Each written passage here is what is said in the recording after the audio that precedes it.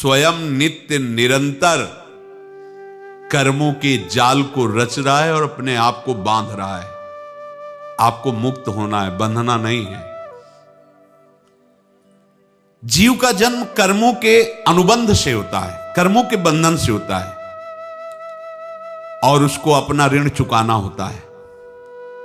कर्मानुबंध ये बहुत सूक्ष्म विषय है।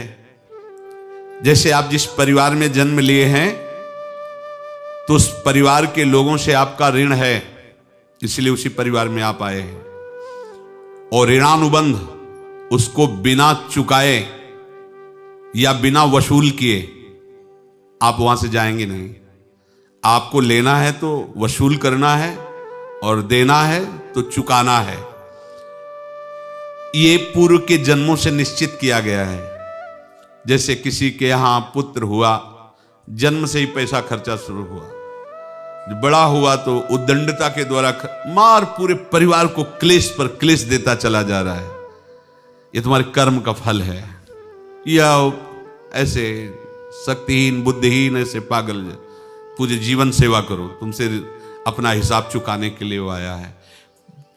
अब परिवार के जो सदस्य जुड़े आके, मतलब पत्नी आते ही पूरी हृदय में आनंद, परिवार में आनंद, और जीवन भर वो आनंद ही सुख देने के लिए उसका जन्म हुआ। वो अपना ऋणानुबंध मुक्त, और आते ही भयंकर क्लेश खड़ा कर दिया, बीच में दीवार और झगड़ा वैसा, फिर अतरे दिन मारपीट शुरू, कलह अशांति, पूरा जीवन नरक हिसाब करने आए। यहां ऋण चुकाए बिना कोई जा नहीं सकता, ऋण चुकाना पड़ेगा। किसी का ऋण वसूल करना है तो किसी को ऋण चुकाना है, दोनों काम करने होते हैं। अनेक जन्मों में अनेक लोगों के साथ हमने जो बर्ताव किए हैं, अच्छे या बुरे, वो होंगे। अब किसी आदमी को हम जानते नहीं, अचानक मिला, अचानक टक्कर लगा और मार पीट गाली गुप्ता सब कर दिया, चुपचाप सह लो। क्यों? ये आपका हिसाब है, पूर्व का हिसाब। हमारा उससे कोई द्वेष नहीं, कोई संकल्प नहीं।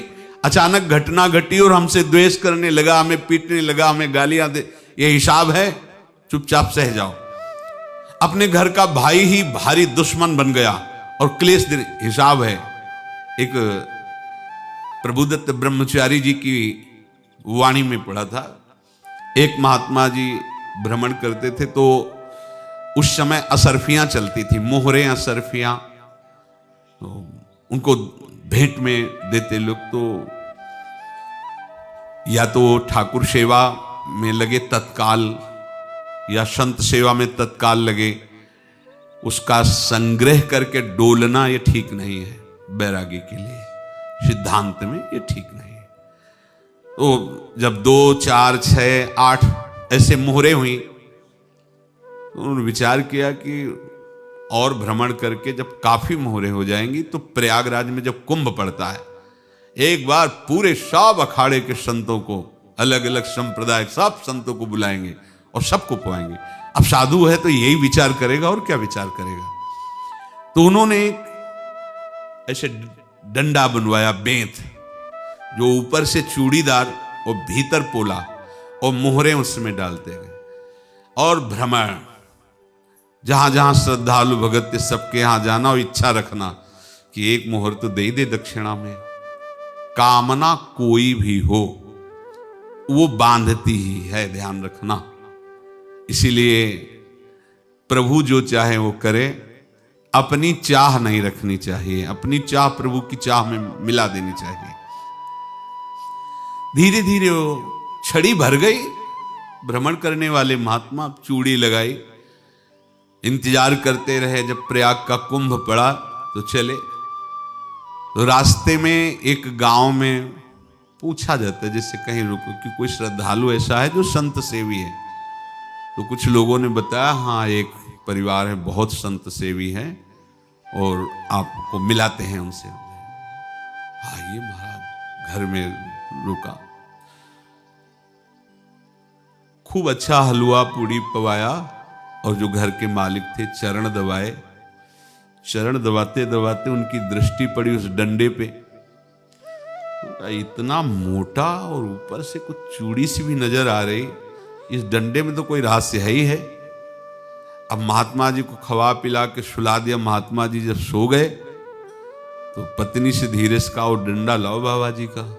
डंडा, वो चूड़ीदार जो ही खोला पलटाया तो सैकड़ों मोहरे उसमें। ऐसे संत रोज पधारे भगवान, तुम आनंद हो जाए फिर क्या। पत्नी से कहा, नाप के कंकड़ लाओ। वो तो महात्मा जी तो खाए खीर पूड़ी, आराम से सो रहे। रात में पूरी प्लानिंग करके उसमें कंकड़ भर के चूड़ी लगाकर सिराने रख दिया, सारी मोहरें हटा ली। महात्मा जी आराम से छड़ी उठाए तो वजन पक्का। वैसे बड़े लोग चतुर होते हैं, पर ये नहीं जानते कि कर्म कितना भयानक होता है। और उनकी कोई संतान नहीं थी, पर धन में इतना प्रेम उनको था। बहुत सावधान। साधु महात्माओं के पास जो अर्थ है, गृहस्थी अगर आता वहीं से है, पर अगर उसको जोर जबरदस्ती या किसी छल कपट से, तो वो उसका विनाश ही करता है। आज तक का प्रमाण है।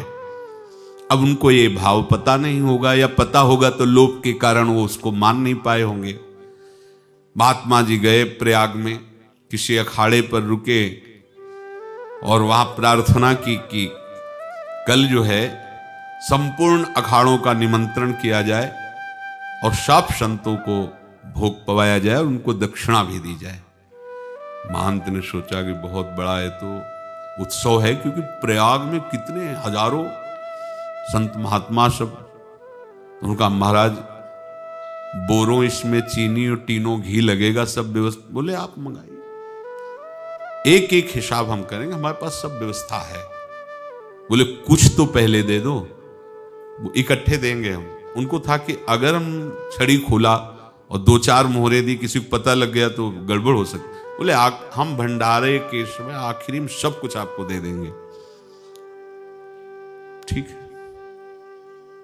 वो अपने पास से पैसे लगाकर खूब जितना सामग्री सब लाए, लाखों की, और सब संतों को निमंत्रण कर दिया। संत जन निमंत्रित हो गए, भंडारा बन रहा है। तब वहां के महंत है और उनका देखो भंडारा भी बन रहा है, संतों को निमंत्रण। अब आप अर्थ की व्यवस्था कीजिए, क्योंकि इतनी बड़ी हमारी सामर्थ्य नहीं थी जितना हमने किसी तरह हमने व्यवस्था की। अब मुझे अर्थ चाहिए, तभी आगे की व्यवस्था बढ़ेगी। संतों को दक्षिणा देंगे और जिनसे अर्थ लिया उनको दे। देखो रसोई बन गई है सब। उनका छत में विश्वास नहीं तो ये अभी चूड़ी खोली। उनको तो था ना कि मोहरे हैं, कंकड़। तो अब जैसे कितना उनको सदमा लगा होगा। हजारों संतों का निमंत्रण, रसोई बन, मतलब संत हो के छल कपट। तो उनका महाराज आपने तो हमारा नाश कर दिया, जो महंत थे। अब बताओ रसोई बन गई, संत निमंत्रित हो गए और आप ये कंकड़ दिखा रहे हैं हमको। आपने तो हमें बर्बाद कर दिया, हमारी इतनी सामर्थ्य नहीं थी, आप पहले बता देते। संत होकर ऐसा छल कपट। अब वो बोले तो क्या बोले, क्योंकि उनको पता था कि मोहरे हैं इसमें। अंदर से उनका चिंतन गया उसी सेठ के पास, अच्छा ऐसा धोखा हमारे साथ किया, भोगोगे तुम। ये जो निकलता है ना भोगोगे, ये अकाट्य होता है। क्योंकि किसी का भी हृदय, मान लो किसी भी जीव जंतु को आप कष्ट दें और उसका हृदय आह भर जाए, तो वो आह वज्र की लेख है, तुम्हें भोगना पड़ेगा। वो देखो भीष्म जी को भोगना पड़ रहा है ना। सांप को ऐसे धनुष की नोक से उठाया और बंबूल के कांटों के ऊपर फेंक दिया, कई दिन तक शेदा हुआ, वो आह भर करके मरा। तो आपको 6 महीने बाणों की सैया पर आह किसी की ना लेना जिंदगी में। कोई ऐसा कोई आह भर करके कह दिया तुम समर्थ हो, हम तो कुछ कर नहीं सकते, और अंदर से दुखी, फिर तुम्हारी सामर्थ्य काम नहीं करेगी, मिट्टी में मिला देगी। फिर ये तो संत थे और भगवत आराधना के लिए, संत आराधना के लिए ही ऐसा किए हुए थे।